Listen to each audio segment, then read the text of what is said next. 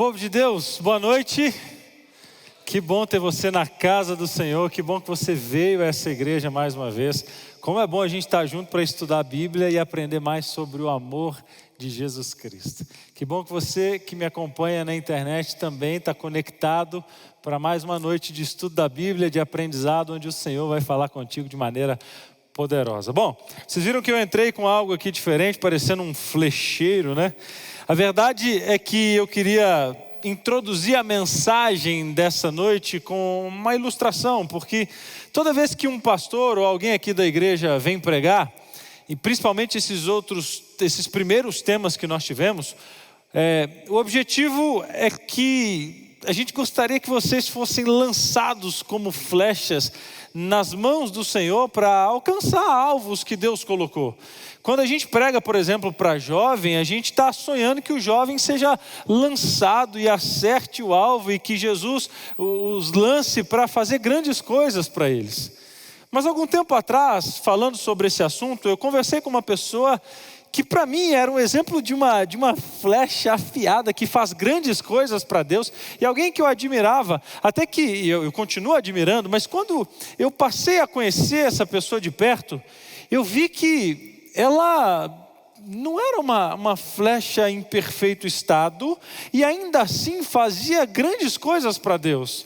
E eu percebi que existe um público que muitas vezes nos escuta e que não consegue imaginar tudo aquilo que talvez os pregadores e pastores venham aqui falar. Eu quero te dizer que quando a gente fala assim, olha, você vai ser lançado para Deus e Deus vai te usar, e você pode ser desqualificado, mas Deus vai fazer grandes coisas através de você. Alguns de vocês escutam isso e falam assim, pastor, eu estou pronta, que o Senhor me lance, que o Senhor faça de mim um grande instrumento. Mas por outro lado, existem pessoas que não se encontram em perfeito estado, e talvez enxerguem uma mensagem assim e falem assim, mas pastor, eu sou uma flecha quebrada, eu passei situações na minha vida e eu não consigo me ver. É claro que eu queria fazer coisas para Deus, mas quando eu olho para um passado, quando eu olho para algo que eu fiz, ou quando eu olho para algo que fizeram comigo, eu vejo que eu não tenho mais aquela mira, aquela vontade, eu não tenho mais aquela energia para fazer grandes coisas para Deus. Outros se sentem como uma flecha remendada, cheia de esparadrapos ou de situações que tiram talvez a direção e que talvez você também se sinta indigno. Outras até parecem uma flecha perfeita, mas quando você olha bem de pertinho, elas têm marcas, elas têm arranhões. E existem pessoas na nossa igreja que também vivem assim, que quando você olha talvez pela rede social ou cumprimenta aqui dando um feliz sábado, parece que está tudo bem, mas quando você chega perto, você percebe que alguns estão enfrentando lutos, divórcios, abusos, preocupações, doenças emocionais. E quando você percebe que essas pessoas também queriam brilhar para a glória de Deus, elas também têm dificuldade. Outras perderam as suas penas ou a sua direção. Parece algo simples, as penas de uma flecha, mas são elas que muitas vezes dão a direção. Outras perderam as pontas e não conseguem mais ser tão eficientes quanto já foram. Sabe, a mensagem de hoje é para flechas quebradas. Pessoas que talvez estejam com o coração quebrantado e muitas vezes passam despercebidas. Pessoas que muitas vezes enfrentam dilemas, porque talvez tenham enfrentado lutas na família e essa pessoa já não é mais a mesma. Talvez um divórcio e você já não se sente tão feliz quanto antes. Talvez um luto que chegou e você não consegue imaginar como será o seu futuro sem essa pessoa amada que você perdeu. Talvez a falência veio e junto com ela a vergonha. Talvez um diagnóstico que abalou a sua esperança. Talvez um pecado que manchou sua história. Você estava seguindo tão bem e de repente se sujou na lama do pecado e agora não se olha mais com dignidade, não se vê como alguém digno de ser lançado por Deus para fazer grandes coisas para Ele. Talvez um filho que saiu de casa, talvez uma mágoa que destruiu um relacionamento ou uma crise que acabou com a paz de dentro do seu lar. Flechas quebradas. A mensagem de hoje talvez seja para você, talvez não seja para todos a mensagem dessa noite, mas seja para alguém que se sente assim. Porque uma vez Jesus disse que Ele veio para os quebrantados de coração. E quando Deus falou comigo sobre essa mensagem, era um tema que Deus falou: Gustavo, você precisa falar disso. Deus me levou a uma história bíblica, e eu queria que você abrisse a Bíblia agora, no Evangelho de Marcos, capítulo 5, versículo 1 em diante. Marcos, capítulo 5, verso 1 em diante. Abra sua Bíblia, por favor.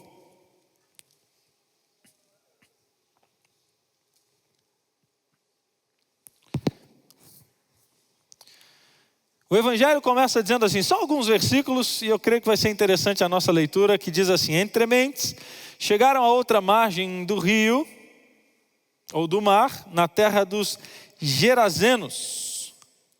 E ao desembarcarem, logo veio dos sepulcros ao seu encontro um homem possesso pelo espírito imundo, o qual vivia nos sepulcros, e nem mesmo com cadeias alguém podia prendê-lo.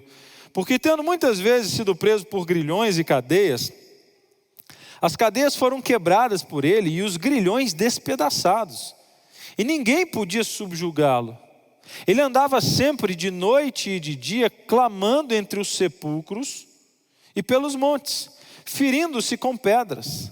E quando de longe viu Jesus, correu e o adorou, e exclamou em alta voz: que tenho eu contigo, Jesus, Filho do Altíssimo?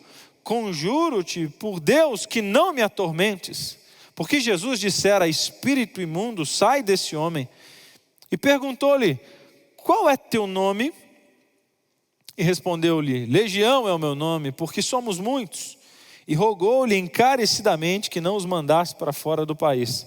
Ora, pastava ali pelo monte uma grande manada de porcos, e os espíritos imundos rogaram a Jesus, dizendo: manda-nos para os porcos, para que entremos nele. Jesus o permitiu. Então, saindo os espíritos imundos, entraram nos porcos. E a manada, que era cerca de 2.000, precipitou-se despenhadeiro abaixo para dentro do mar, onde se afogaram. Os porqueiros fugiram e anunciaram a cidade pelos campos. Então saiu o povo para ver o que sucedera. Indo ter com eles Jesus, viram o endemoniado, que tivera a legião, agora assentado, vestido e em perfeito juízo, e temeram. E os que haviam presenciado os fatos, contaram-lhes o que acontecera ao endemoniado e acerca dos porcos. E entraram e rogaram-lhe que se retirassem deles, ou da terra deles. E aí o texto continua dizendo, versos 18, 19 e 20 para terminar. Ao entrar Jesus no barco, suplicava-lhe o que fora endemoniado que o deixasse estar com ele.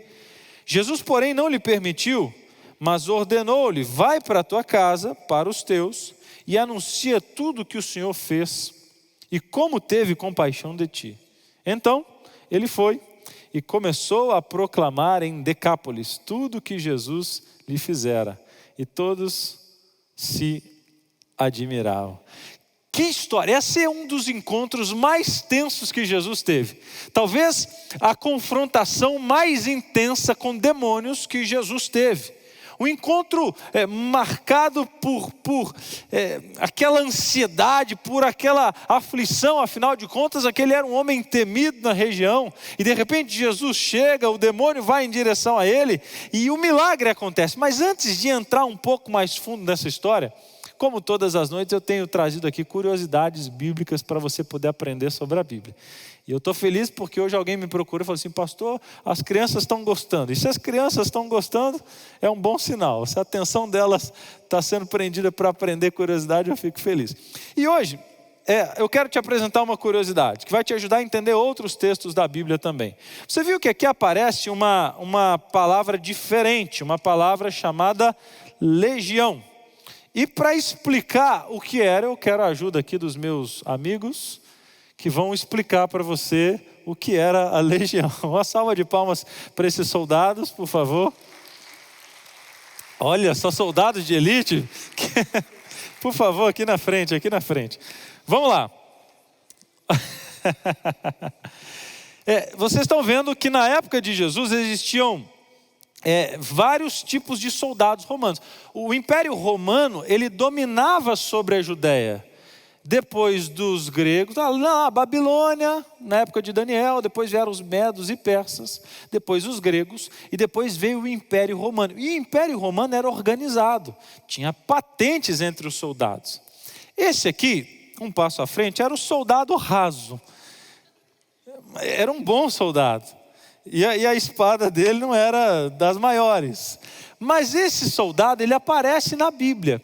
Normalmente, ele, por ser o soldado mais raso, ele carregava além de espada, escudo, mochila, equipamentos. E é por isso que Jesus uma vez disse assim, os mais graduados colocavam coisas para ele carregar às vezes. E é por isso, vai lá soldado raso. E é por isso que Jesus uma vez disse assim, se um romano te obrigar a andar 1 milha, vai com ele 2. Lembra desse versículo? Sabe por quê? Porque esse soldadinho aqui, ele quando imagina, ele era o mais raso das patentes, porém, ele era romano. E quando ele visse um judeu, ele pegava todo o peso e falava assim, ei judeu, você pela lei é obrigado a andar 1 milha comigo, então carrega minhas coisas e vamos andando. É por isso que Jesus falou aquilo, porque isso era comum. Os soldados obrigavam os judeus a andar pelo menos 1 milha, e Jesus falou, quando te obrigarem 1, ande 2, né? Mas para carregar todos esses equipamentos. Pode dar um passo atrás. Só que o chefe dos soldados era o decano.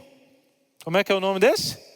Decano. O decano, como o próprio nome diz, ele cuidava ali de 8 a 10 soldados.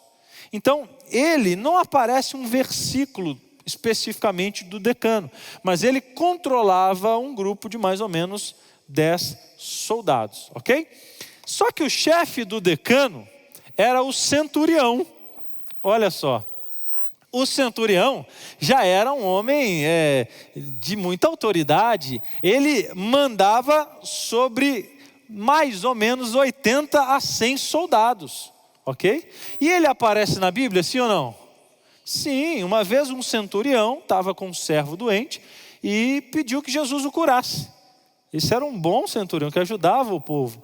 E aí, Jesus estava prestes a curar e ele disse assim, Jesus, eu sou um homem de autoridade, eu não sou digno de senhor ir na minha casa. Se o senhor falar, o meu servo vai ser curado, porque eu também sei o que é ter autoridade. Então, o centurião cuidava aí de mais ou menos 100 soldados. Tinha um centurião ainda mais potente, que era o centurião da corte. Ele aparece, por exemplo, no livro de Atos. Sabe quem era um centurião da corte, que aparece no livro de Atos? Inclusive da corte italiana, era Cornélio. Cornélio era um desses centuriões, e o centurião da corte, ele não cuidava apenas de 100, ele cuidava de mais ou menos 5 centúrias, ou seja, mais ou menos 500 soldados. Esse era poderoso, por isso que ele tem até um sobretudo aqui diferente, ok?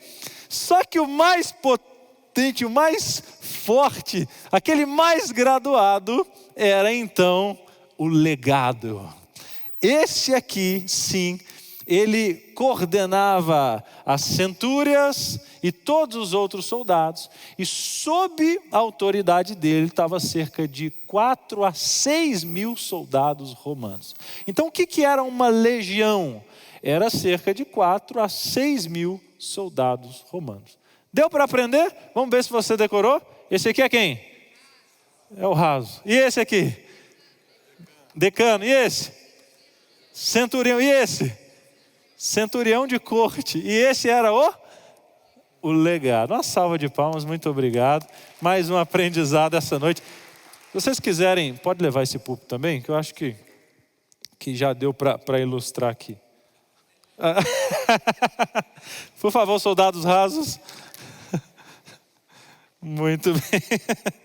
Muito bem. Volta para o texto. Jesus estava passando pelo mar. O texto anterior que nós lemos diz que houve uma grande tempestade. O mar estava revolto, o mar estava agitado. Os discípulos pensaram ser o pior dia das suas vidas. Mas mal sabiam que depois do mar agitado, eles iam chegar num local onde iam encontrar um homem agitado. O mar estava perturbado, mas agora existia um homem de espírito perturbado, que colocava medo na região. Esse relato também é descrito no Evangelho de Lucas, e diz que ali ninguém passava. Aquele homem maluco, que todo mundo tinha medo, sabe o doido da cidade? Sabe aquele que todo mundo tem medo? Sabe aquela rua que ninguém passa porque tem um maluco ali? E não era um maluco qualquer, era um homem que andava nu, era um homem que se cortava com pedaços de pedra, era um homem que agredia quem passasse, era um homem que prendiam ele com ferro, e ele quebrava o ferro, ele quebrava correntes, um homem que colocava medo, e morava no cemitério, imagine só. Ele não era uma lenda urbana. Na minha infância, a minha avó, todos os sábados eu ia para a casa da minha avó em Belo Horizonte, eu morava ali também, como eu disse para vocês, e a minha avó morou sempre a vida toda ao lado de um cemitério. Ninguém quer morar ao lado de cemitério, mas meu avô no passado trabalhava em um cemitério que existe até hoje, e é um bonito cemitério, depois você pode pesquisar, chama Cemitério do Bonfim, olha o nome, Bonfim, em Belo Horizonte. E aí, como ninguém queria morar perto, a administração da prefeitura deu lotes para os funcionários. Então, eu cresci ali os finais de semana na região do cemitério. Então, o cemitério nunca me colocou medo, nem em mim, nem em meus primos. Alguns momentos a gente brincava ali no cemitério. Imagina, criança brincando no cemitério, atrás dos púlpitos, dos sepulcros, de esconde-esconde. Mas para a gente não era problema. Mas inventaram uma lenda, e eu sei a origem da lenda. Diziam que alguém tinha visto lá a loira do Bonfim. Essas lendas urbanas. E qual que era a história? Dizem a história que era uma mulher que havia sido abandonada no casamento no passado e havia morrido, e de vez em quando ela saía dos sepulcros, pegava um táxi e ia para o centro da cidade. Olha a história. Ela seduzia os homens à noite e falava assim: me leva em casa. E aí quando eles levavam, colocavam o endereço, Rua Bonfim, 1000 e tanto, e era exatamente o endereço do cemitério. E aí, essa lenda está na internet, é uma lenda urbana bem famosa em Belo Horizonte, mas por morar ali na região, não eu, mas minha avó, e a gente conhecer ali a região, a gente ficou sabendo que lá no passado, um vizinho ali do cemitério, mecânico, especialista em tecnologia, ele fez um controle remoto, colocou uma boneca vestida de noiva no passado. Olha a ideia do irmão. E ele põe a boneca vestida de noiva passeando pelo cemitério. As pessoas ficaram vendo aquilo e assim surgiu uma lenda. Um radialista da cidade começou a contar essa história e pronto. Até hoje tem gente que garante que viu a loira do Bonfim. Mas veja, isso é só uma lenda. A história aqui era real. As pessoas viam, as pessoas conheciam a família desse homem. Era uma cidade pequena, Gadara. Cidade pequena todo mundo conhece todo mundo. Então certamente olhavam aquele homem maluco, sujo, vivendo nos sepulcros, sem roupa, e pensaram: ele é da família tal. A ex-esposa dele é a fulana. Os filhos são fulano e ciclano. A filha é aquela menina. A gente não sabe qual que era a família dele, mas tinha uma história. E a gente percebe que uma legião de demônios, a gente não sabe o que é legião. Eu tentei ilustrar aqui para você, mas veja, a Madalena expulsaram 7 demônios dela. Desse homem foram 6.000, a gente não sabe o que é isso. E de repente aquele homem, ele encontra Jesus, Jesus vai até aquele local, e agora está uma legião de demônios diante de Jesus. E aqui tem algo interessante. O diabo havia tomado conta daquele homem. E Jesus não estava em desvantagem. Quando Jesus olha, Jesus consegue enxergar um filho que estava prestes a ser restaurado, uma flecha quebrada. E a gente percebe que o diabo, ele faz algumas coisas, presta bastante atenção nisso, porque ele usa a mesma estratégia, ele quer fazer a mesma coisa com você e comigo. A primeira coisa que o diabo tira daquele homem é a sua identidade. Repete comigo: identidade, vai. Por quê? Aquele homem, Jesus fala assim, qual que é teu nome? E o diabo responde o quê? Legião. Mas peraí, ele não tinha nome? Porque a primeira coisa que o diabo quer fazer com você, jovem, moça, rapaz, esposo, esposa, filho, é tirar a sua identidade, é causar confusão a respeito de quem você é de verdade. O diabo sabe seu nome, mas ele gosta de te chamar pelo teu pecado. Jesus sabe o teu pecado, mas ele te chama pelo nome, amém?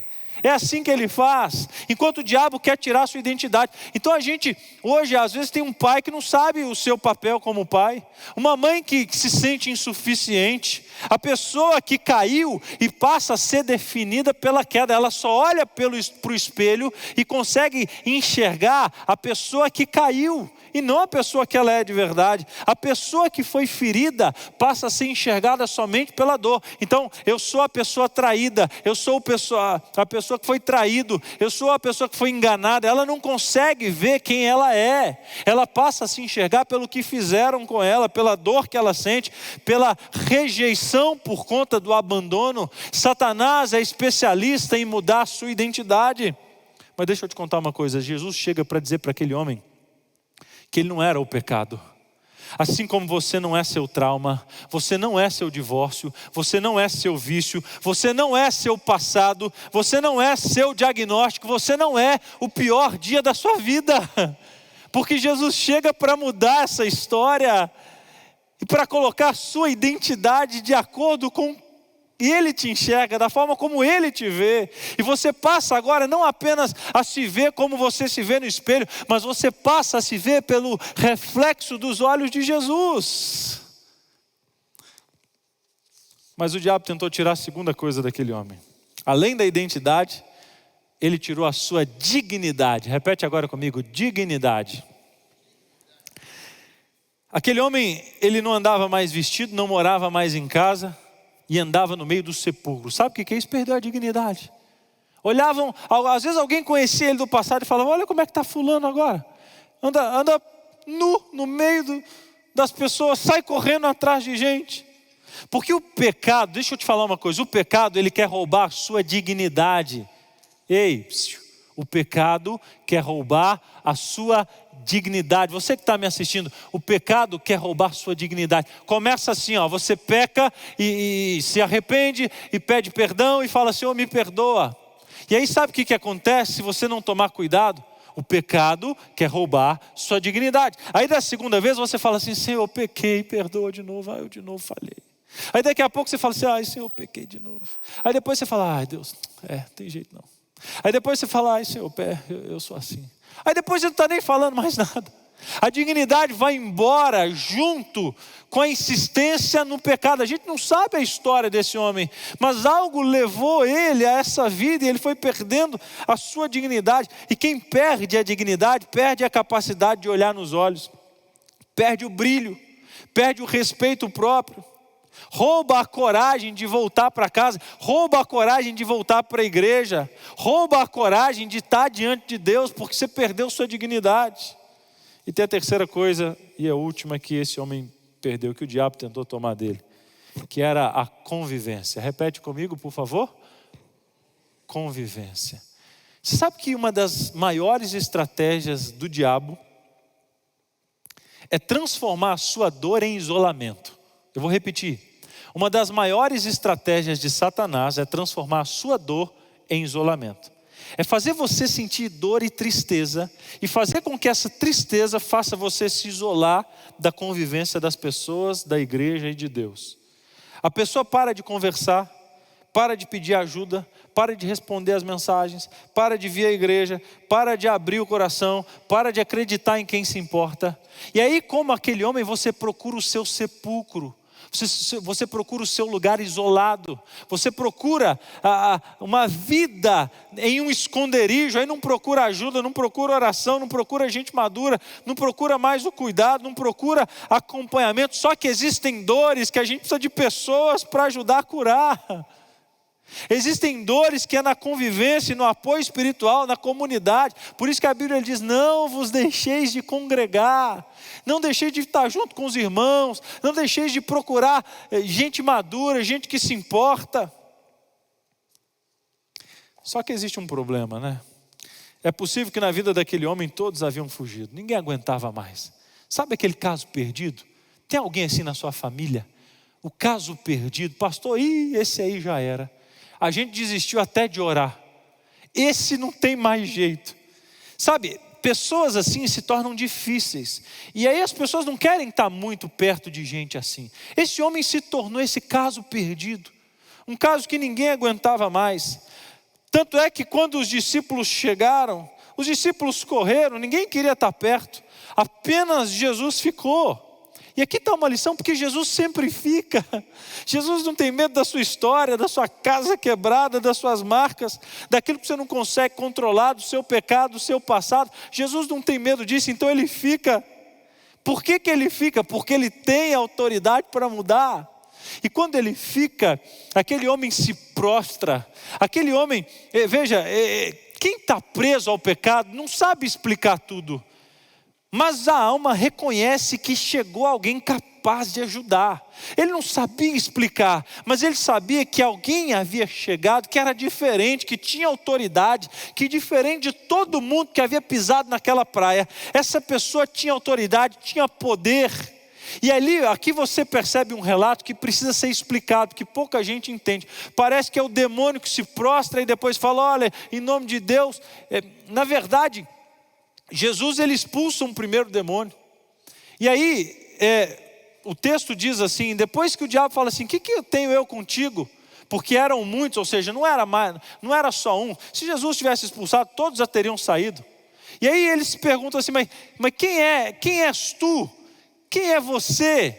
E aí Jesus pergunta para eles respondem, legião. E aí, o Espírito de Profecia menciona que nesse momento, aquele homem que estava sendo escravizado, ele se prostra. É como se ele falasse assim, tem alguém que pode me ajudar? Será que enfim vai ter solução para mim?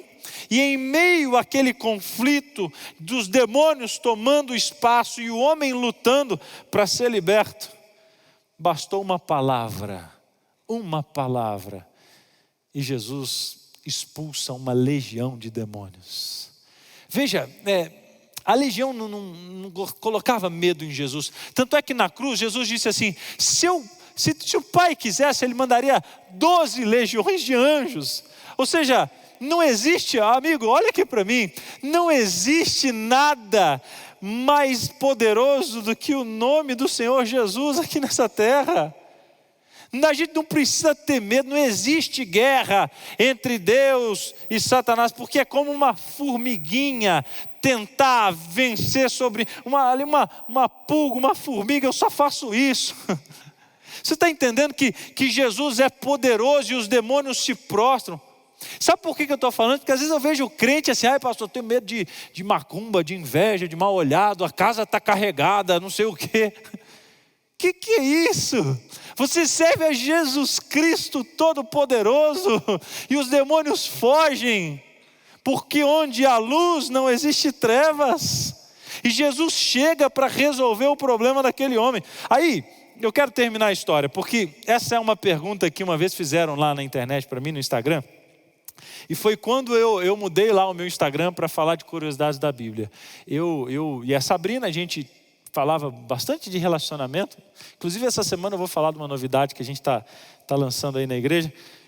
Mas uma vez alguém me fez uma pergunta assim, pastor, por que Jesus mandou demônio para os porcos? E eu fui e falei, é verdade, né? Por quê? Os porquinhos estavam ali, o que tinha a ver com isso, né? E eu descobri o porquê. Na verdade existem alguns motivos, não apenas um.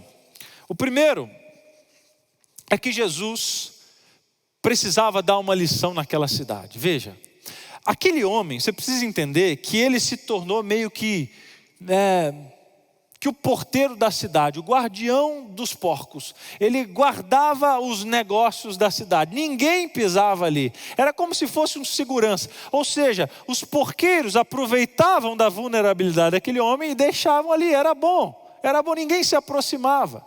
Ou seja, era uma cidade que amava mais o lucro do que o louco. E Jesus amava mais o louco do que o lucro. Então Jesus expulsa o demônio para os porcos. Primeira coisa, para ensinar valores para aquela cidade, que amava mais o lucro do que as pessoas. Segundo motivo, e esse é bem legal você entender isso. Em Efésios diz que o reino das trevas é dividido em principados e potestades. Já ouviu esse nome na Bíblia? Então aqui vai uma curiosidade para você. O que são principados e potestades? Principados, eu gosto do significado que é território dominado por um príncipe. E potestades são poderes, autoridades. Na verdade, essas nomenclaturas, elas têm a ver com organizações humanas, prioritariamente. Porém, o apóstolo Paulo diz que o reino das trevas também é organizado em principados e potestades. Ou seja, demônios atuam em determinadas regiões. E eles têm as suas próprias organizações.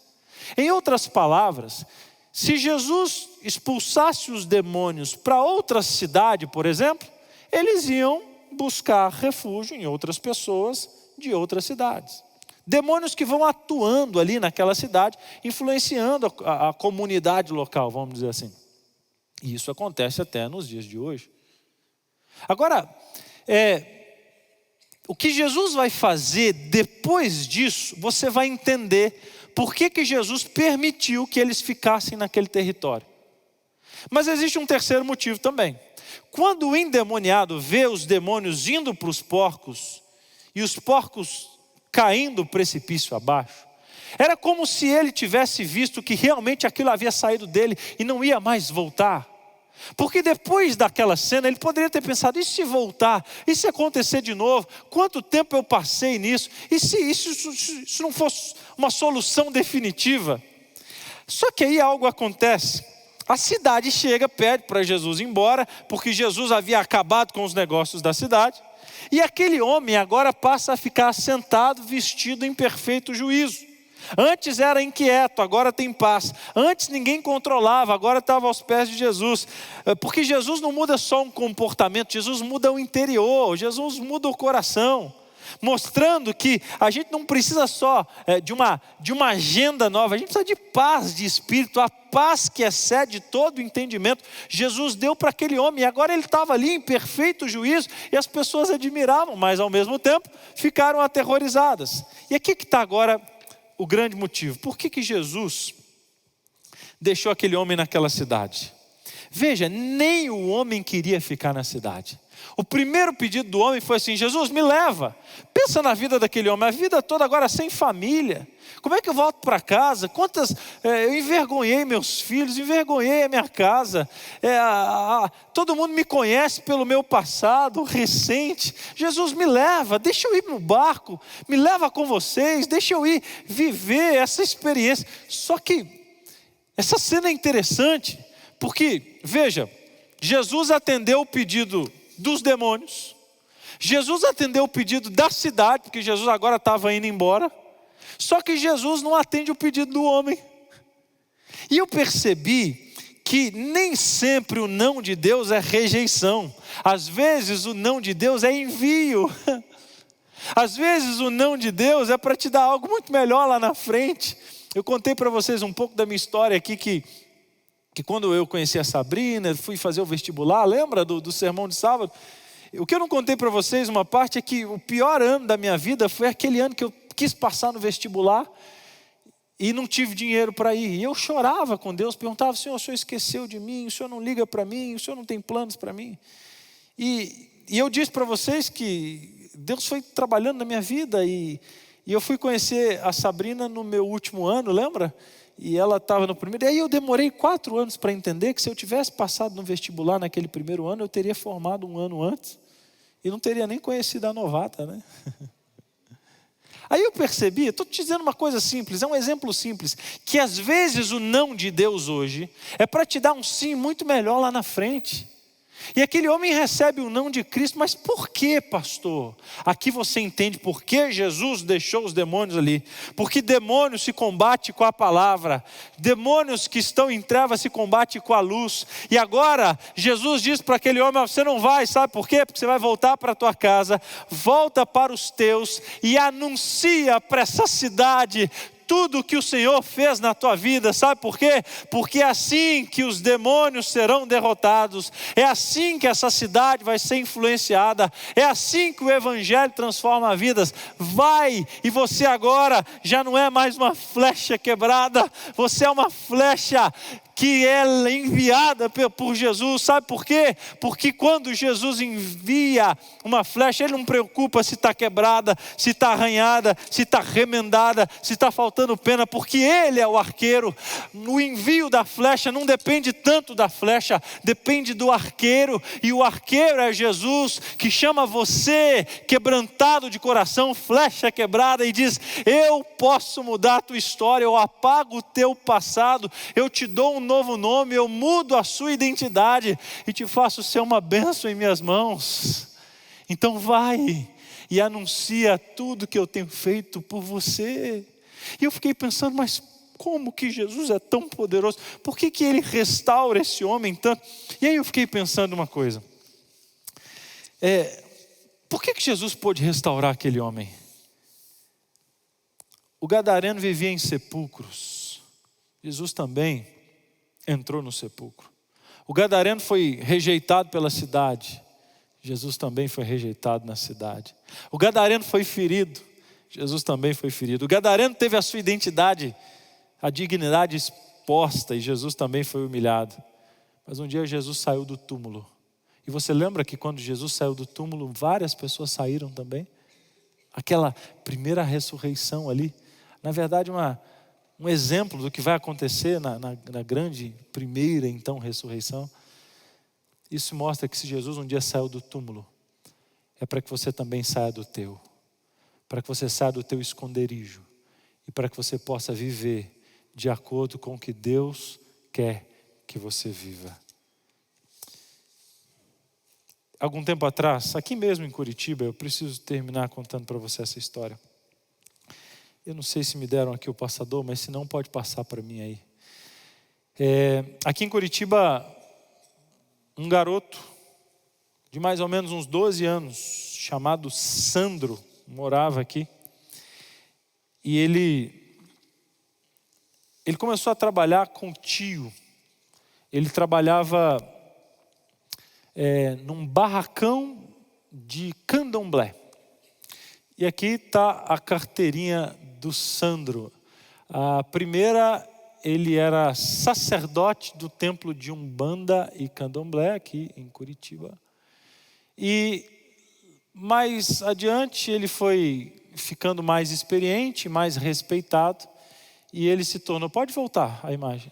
E ele se tornou um superintendente, um supervisor ali, em São José dos Pinhais. A história dele foi mais ou menos o seguinte: com 12 anos, ele começou a cuidar junto com um tio que tinha um barracão de Umbanda, de Candomblé, e ele foi ficando especializado ali na religião e foi crescendo, e foi fazendo atendimentos, e à medida que ele ia se aprofundando, ele ia tendo mais contato com as entidades, e ele depois com os 14 foi crescendo, e com 16 ele era dono do próprio barracão. E as pessoas vinham, as multidões, fazer consultas com ele. Ele queria mais, ele queria mergulhar mais nesse mundo. E com 18 anos, ele viajou para a África e foi fazer um estágio de magia negra em uma tribo africana. E ficou 3 meses morando ali. Cenas que ele tem dificuldade até de contar, porque viveu coisas tão terríveis, tão intensas, foi tão fundo que tem dificuldade até de lembrar sobre isso. Mas quando ele volta da África, ele não volta mais apenas respeitado, ele volta temido. E agora ele se torna uma autoridade a ponto de as pessoas temerem e o respeitarem ao mesmo tempo.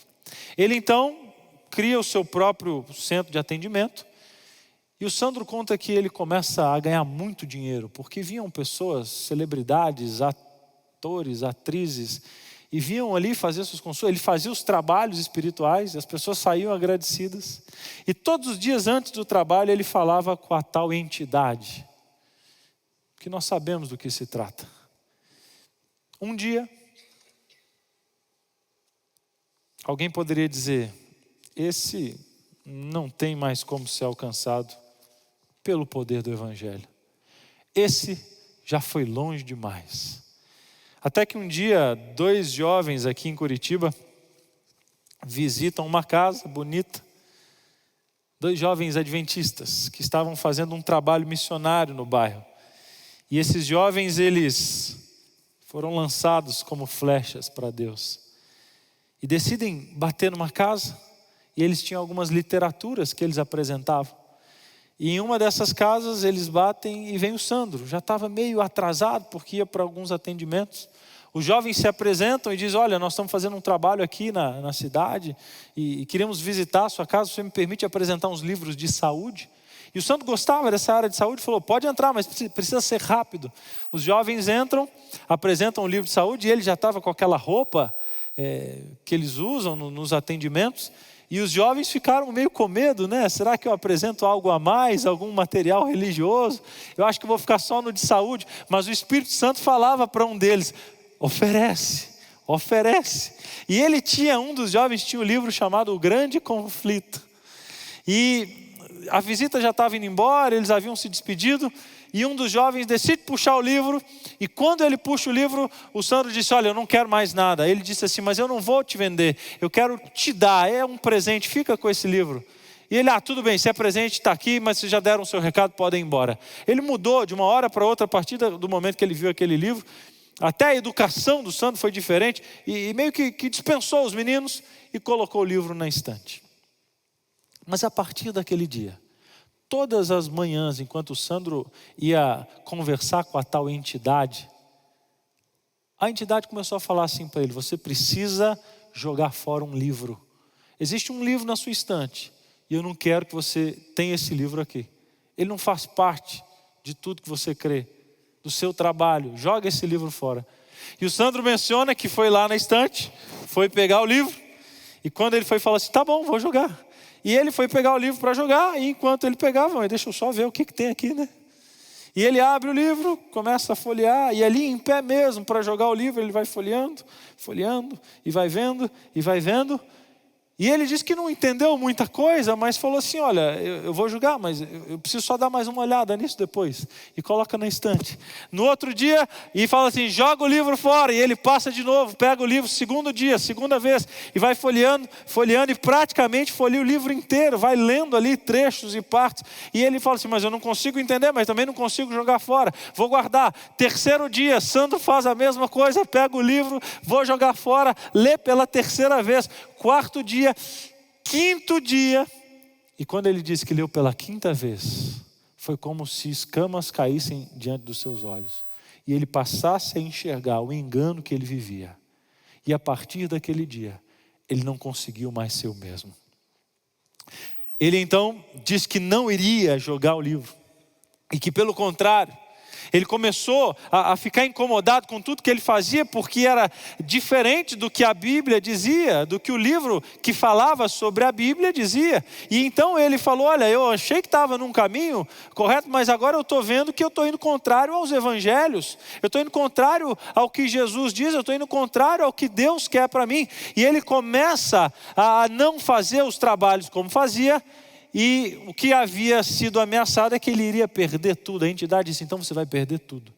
E dito e feito, 3 meses depois, o Sandro, que vivia uma vida de luxo, agora estava vivendo de favor nos fundos da casa de uma tia. E ele ali, sem saber o porquê, não conhecia a igreja, não conhecia a autora do livro, não conhecia nada. Ele só foi alcançado por um livro e agora queria fazer a vontade de Deus. Um dia ele está lá na casa da tia, passa uma vizinha, uma moça que morava na rua, e falou assim: você não quer ir para o culto de jovens da minha igreja? O JA. E ele falou assim: que negócio é esse? Então tá bom, se é para ir eu vou. E ele foi com a tia, foram para a igreja. E quando chegou lá no culto de jovens, alguém começou a falar e mencionou o livro. E mencionou, olha, que não sei o que, da irmã White. E ele lembrou da autora do livro. E falou assim, essa irmã aqui dessa igreja é? Foi ela que acabou com a minha vida. Olha o que ela fez, eu tinha dinheiro, agora não tenho mais. Eu vivi assim, e depois desse livro, eu quero falar com essa irmã. Aí falou, não, já morreu. Ela é uma pioneira da igreja aí, já morreu. Mas ela é uma autora, tem outros livros. Deus usou ela para escrever conselhos para a igreja que nos levam a ler a Bíblia. A igreja é baseada só na Bíblia. Mas tem conselhos importantes dessa irmã que nos incentivam a ler a Bíblia. E aí ele falou, então eu quero fazer um estudo bíblico. E aí, o santo começou a fazer estudo bíblico. Agora pode passar. Conheceu a moça. Esse é o Sandro. Depois que estudou a Bíblia, pode passar, casou com a moça. Teve uma filha, a Aninha. E hoje o Sandro é um líder dessa igreja. Trabalha para o Senhor, ganhador de almas. Ele era um caso perdido. E hoje é um missionário. Deixa eu terminar dizendo para vocês algumas lições importantes. Primeira lição. Nunca, mas nunca, chame alguém de caso perdido. Pode ser que seja um filho afastado. Pode ser que seja o irmão que esfriou na fé ou o parente viciado. Pode ser o casamento que está destruído, o jovem rebelde ou alguém que caiu em pecado. Não existe caso perdido para Deus. Eu queria te dar uma dica prática. Nos próximos, talvez 7 dias, ore por essa pessoa.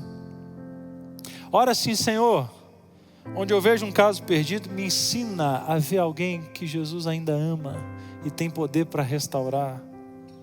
E talvez, você que está aí me assistindo ou que está aqui na igreja, eu quero te propor um desafio. Sabe esse caso perdido que você está lembrando dele agora enquanto eu estou falando? Que tal você mandar uma mensagem? Oi, lembrei de você. Estou orando por você e eu sei que Deus vai fazer muito na tua vida. Quem sabe? Não pode ser o início da salvação desse caso perdido, hein? Segundo, troque superstição por consagração. Como eu disse, muita gente na igreja, vive com medo de mal olhado, macumba, inveja, praga, palavra lançada, energia ruim. Irmão, para com isso. Para de alimentar medo espiritual. Começa a fortalecer a sua vida espiritual de verdade. Você precisa ficar se perguntando, em vez de ficar se perguntando, será que alguém fez mal contra mim? Será que alguém lançou uma maldição? Será que alguém fez isso? Você tem que se perguntar assim, a minha casa está consagrada? A minha mente está cheia da palavra? A minha família está sendo coberta por oração? Meus filhos estão sendo cobertos por oração? Eu tenho aberto brechas para aquilo que me afasta de Deus? Então essa semana, separa um tempo para orar pela sua casa. Reúna a família, mesmo que sejam poucos. Leia um salmo, ore em cada ambiente, peça perdão onde houver briga. Consagre conversas, telas, relacionamentos, finanças e decisões. Isso não é ritual, não. É entregar tudo a Deus. Porque onde Deus está, o diabo não se aproxima. E por último, volte para casa como um testemunho, não como um acusador. Quando o homem foi liberto, Jesus falou assim, volta para casa e conta tudo o que o Senhor lhe fez. Isso aqui é muito prático. O homem não voltou para humilhar a família dele e dizer, olha, vocês me esqueceram, né? Me abandonaram. Ele não foi enviado para dizer, vocês desistiram de mim. Ele foi enviado para dar um testemunho de misericórdia. Então o que eu posso fazer? O que você pode fazer a partir de agora? Não adianta querer pregar para a cidade se dentro da sua casa ninguém vê mudança.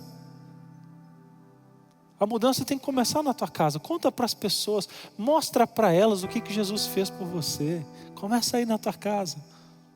Começa com a tua família. Pergunte a si mesmo, que mudança minha família precisa ver em mim a partir de hoje? Que pedido de perdão eu preciso fazer para alguém? Que hábito eu preciso abandonar? Que palavra eu tenho que ficar parando de ficar repetindo aqui na minha casa, que não edifica? Que atitude eu tenho que começar a praticar?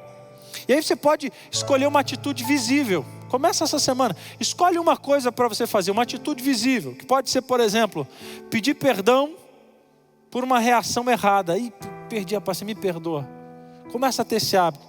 Sabe o que você pode fazer? Voltar a conversar com alguém. Você pode parar de gritar. Você pode começar a orar com a sua família. Você pode procurar ajuda para um vício. Você pode assumir responsabilidade que você abandonou, fazer uma ligação para alguém que te feriu, retomar o culto familiar ou voltar para a igreja com humildade. Escolhe uma atitude prática. E que Deus use você para ser um testemunho vivo. Porque hoje Ele quer te lançar como uma flecha afiada, para alcançar o coração de milhares de pessoas. Nós vamos ouvir uma música agora para terminar. E enquanto você escuta essa música, eu queria que você pudesse consagrar sua vida ao Senhor. Porque hoje flechas quebradas voltarão a voar em nome de Jesus.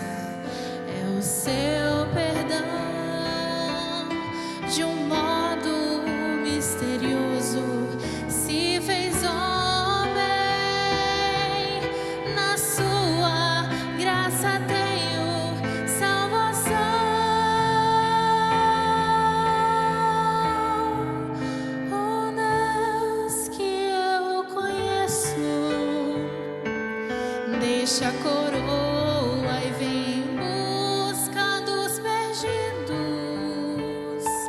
Não se intimida entre a dor e o sacrifício. Abre seus braços para salvar a quem puder.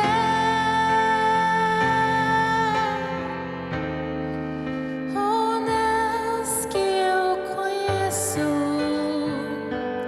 faria tudo outra vez se precisasse. Foi mais além do que alguém imaginasse, pois bem maior que a sua glória é o seu amor.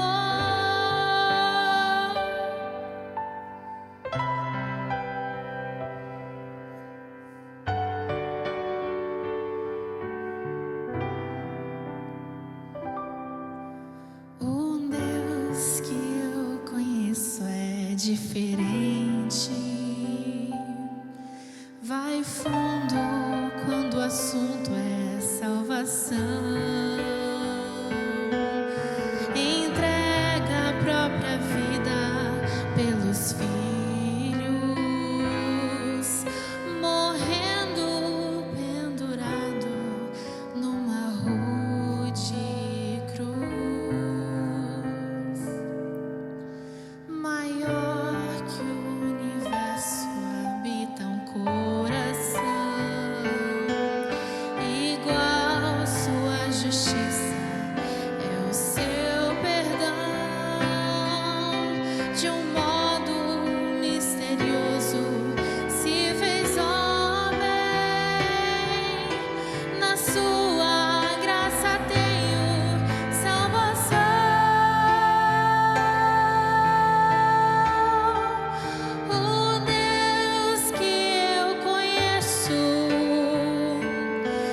veste a coroa e vai em busca dos perdidos.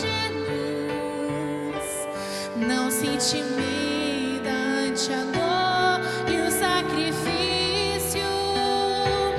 Abre seus braços para salvar a quem quiser. O Deus que eu conheço faria tudo outra vez se precisasse.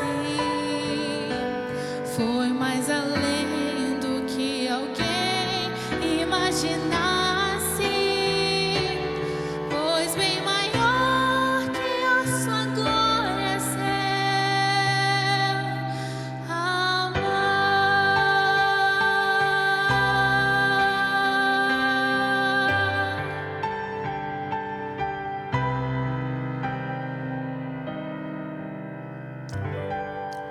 Fique em pé.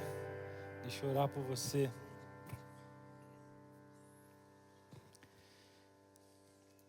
Que o Senhor te lance para alcançar corações. Volta para casa e conta tudo que o Senhor tem feito na tua vida. Pai, muito obrigado porque o Senhor nos chama pelo nome. O inimigo conhece o nosso nome e nos chama pelo pecado. Mas o Senhor, conhecendo o nosso pecado, nos chama pelo nome. Porque o Senhor nos perdoa, nos limpa e nos lava. Porque para o Senhor nós não somos um caso perdido. Porque o Senhor é o arqueiro. E mesmo às vezes quebrados, o Senhor nos lança para ser uma bênção na vida das pessoas ao nosso redor. Queremos voltar para casa, Pai, e testemunhar do Senhor lá na nossa casa. Abençoa a nossa família, abençoa os nossos queridos, e que possamos testemunhar do Teu amor para eles. Mas, Senhor, se existe alguém ainda que se acha um caso perdido, que o Senhor o alcance. E que o Senhor nos use, Pai, para alcançar aquele caso perdido, talvez um parente, um filho, um irmão, um amigo, mostrando que para o Senhor não existe barreiras, não existe mal que o Senhor não seja capaz de libertar. Então, Senhor, toca no coração destes. E talvez existam alguns que estão comigo aqui nesta igreja ou me assistindo por esta transmissão, que começaram esse culto como flechas quebradas, se sentindo casos perdidos, mas que ao terminar essa oração eles entendam que o Senhor os restaura, que o Senhor os lança, que o Senhor os perdoa e que o Senhor os envia. E nos envia com poder. Leva-nos agora para os nossos lares, perdoa os nossos pecados e nos enche com a Tua presença em nome de Jesus. Amém. Deus abençoe você, vá em nome do Senhor e eu te espero amanhã com um tema muito especial. Até lá, que Deus abençoe.